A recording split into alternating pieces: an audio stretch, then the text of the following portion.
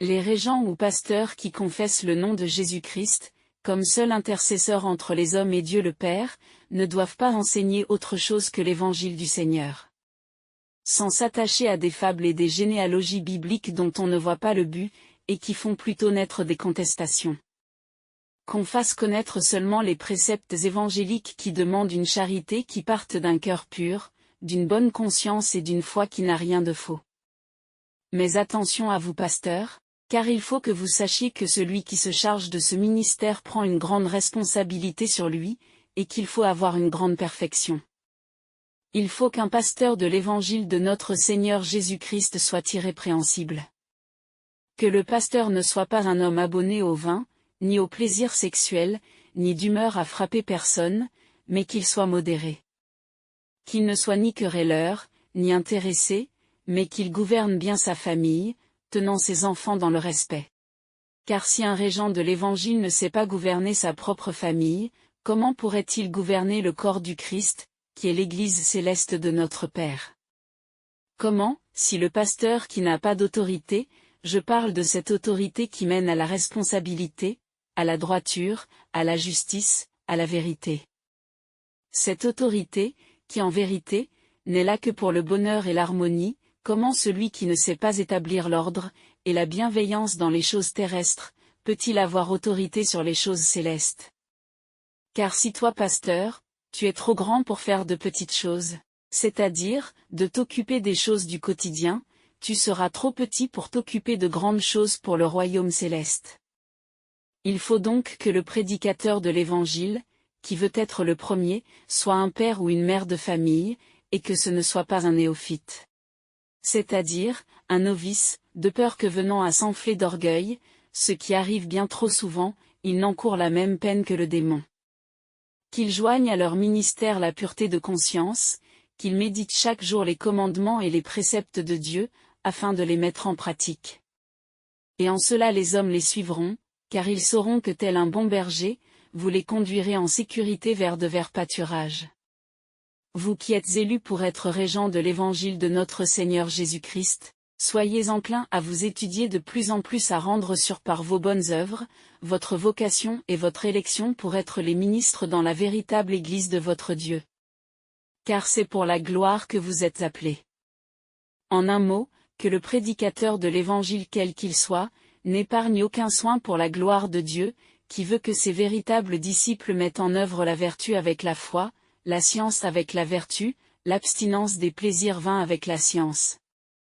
La patience avec l'abstinence des plaisirs vains. L'amour de vos frères avec la piété, et la charité avec l'amour de vos frères. Voilà les qualités nécessaires pour être ministre dans l'Église vivante de Dieu, par Jésus-Christ, notre Seigneur et Maître. Car si vous avez ces qualités et que vous les ayez à haut degré, elles ne vous laisseront pas sans action et sans fruit. Un maître de maison possédait tout. Enfants, serviteurs, bêtes, chiens, cochons, blé, orge, paille, herbe, viande, glands. Il était avisé et connaissait la nourriture de chacun. À ses enfants, il donna du pain et de la viande, à ses esclaves, des légumes.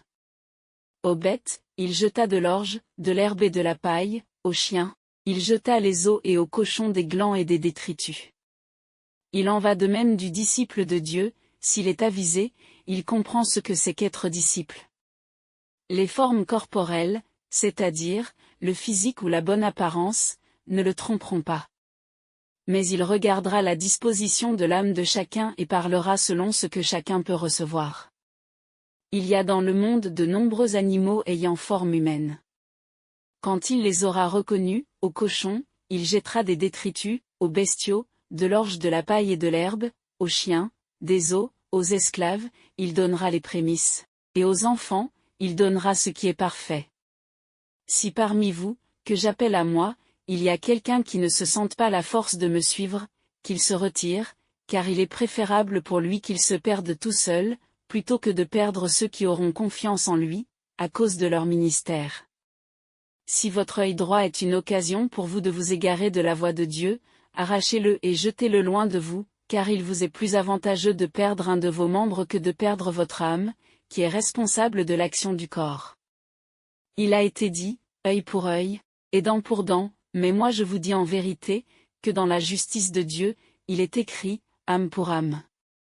Comprenez bien cela, d'autant plus que si vous perdez un des plus petits qui croient en moi, dit le Seigneur, c'est vous qui en répondrez devant le tribunal du Tout-Puissant, et non pas celui que vous avez perdu. Tant que le ciel et la terre ne passeront pas, il ne disparaîtra pas de la loi un seul iota ou un seul trait de la lettre, jusqu'à ce que tout soit arrivé. Celui donc qui supprimera l'un des plus petits commandements, et qui enseignera à en faire de même, sera appelé le plus petit dans le royaume. Mais celui qui les observera et qui enseignera à les observer, celui-là sera appelé grand dans le royaume des cieux. Et à ceux qui pensent que la loi est abolie, je leur dis, qu'il est plus facile à un pauvre de dire, je suis riche, qu'à un riche, de dire je suis pauvre. Que celui qui a des oreilles entende.